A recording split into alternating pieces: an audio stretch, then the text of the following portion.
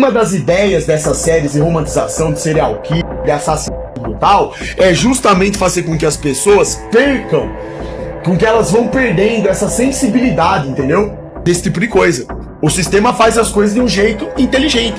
E ele faz de um jeito que a gente acaba gostando.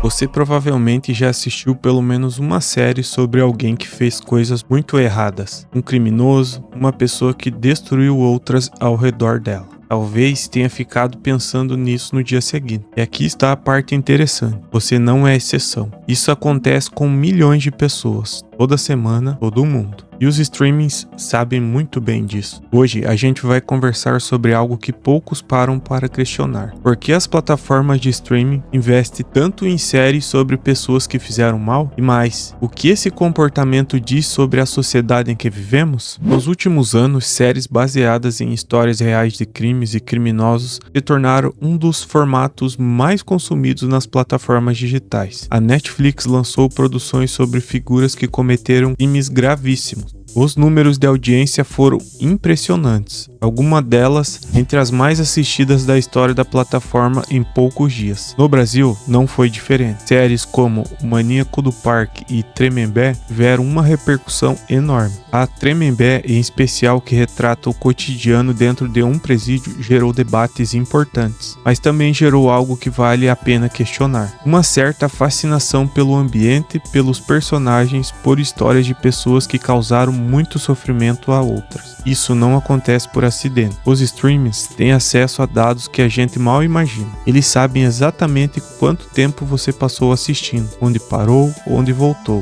e te fez continuar. E esses dados mostram de forma muito clara que esse tipo de conteúdo prende as pessoas. Mas a pergunta que fica é, por quê? Antes de apontar o dedo para os streamings, é importante ser honesto sobre o nosso próprio papel nisso. Por que a gente assiste? Existe uma explicação que vem da psicologia e que faz bastante sentido. Quando assistimos a algo perturbador numa tela, o nosso cérebro processa aquilo como uma ameaça próxima o suficiente para gerar uma resposta emocional real, mais distante o suficiente para ser seguro. É uma sensação intensa sem consequência direta. E isso para o cérebro é muito atraente. Além disso, existe algo muito humano na vontade de entender o que não conseguimos explicar. Quando alguém faz algo que vai contra tudo que consideramos normal, a gente quer saber como essa pessoa chegou até aqui. O que levou a isso? Seria possível ter impedido? Essas perguntas são legítimas. Elas fazem parte de como processamos o mundo. O problema é que os streamings descobriram como transformar essa curiosidade genuína em produto. E quando isso acontece, a linha entre reflexão e entretenimento começa a desaparecer. E não é de hoje que isso existe. Nas arenas da antiguidade, nas execuções públicas de séculos atrás, nos jornais sensacionalistas, sempre houve um mercado em torno do que é perturbador. O que mudou foi a escala. Hoje, conteúdo que chega a qualquer pessoa e em qualquer lugar, a qualquer hora.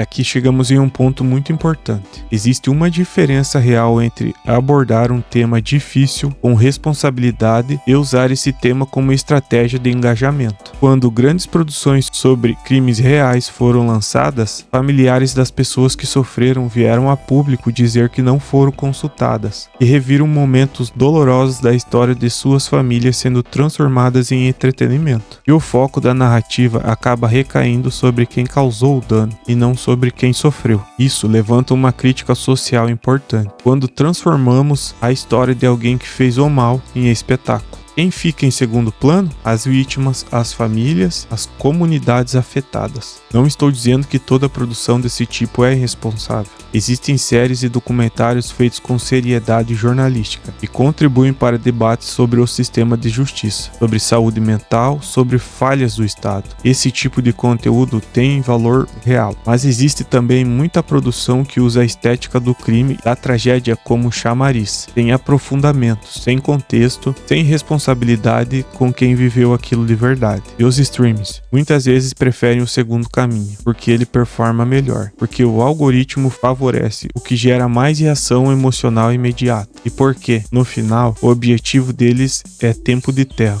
não reflexão. E aqui vem a parte que, pra mim, é o centro de tudo isso. Quantas séries você conhece sobre pessoas que dedicaram a vida a ajudar as outras? Sobre profissionais de saúde que foram para regiões de conflito? Sobre educadores que transformaram comunidades? Sobre pessoas comuns que, em momentos difíceis, fizeram a escolha certa? Muitas vezes sem nenhum reconhecimento? Essas histórias existem, são reais e são extraordinárias, mas raramente chegam com o mesmo investimento, o mesmo marketing ou o mesmo destaque nas plataformas. Por quê? Porque dentro dessa lógica de engajamento, o bem é mais difícil de vender. Ele não tem o elemento de tensão imediata, não gera aquela descarga emocional que prende o espectador na cadeira. E isso, como crítica social, é muito revelador. A gente vive num momento em que é mais fácil nomear alguém que causou dano do que nomear alguém que construiu algo, em que as histórias que recebem mais espaço são, com frequência, as histórias de quem destruiu e não de quem cuidou. Não estou romantizando o heroísmo. Eu estou dizendo que existe um desequilíbrio visível no que a nossa cultura decide amplificar. E vale a pena olhar para isso. Consumir esse tipo de conteúdo não transforma ninguém numa pessoa diferente da noite para o dia. Não é assim que funciona, mas o consumo em massa ao longo do tempo tem efeitos que merecem muita atenção. O primeiro é o que poderíamos chamar de distância emocional. Quando histórias de sofrimento real são apresentadas no mesmo formato que qualquer outra série de ficção, a gente começa a processar aquilo como entretenimento. Perde parte da capacidade de sentir o peso do que foi real. As pessoas que sofreram viram personagens, e personagens a gente esquece quando o episódio acaba. O segundo efeito é sobre o que a cultura aprende a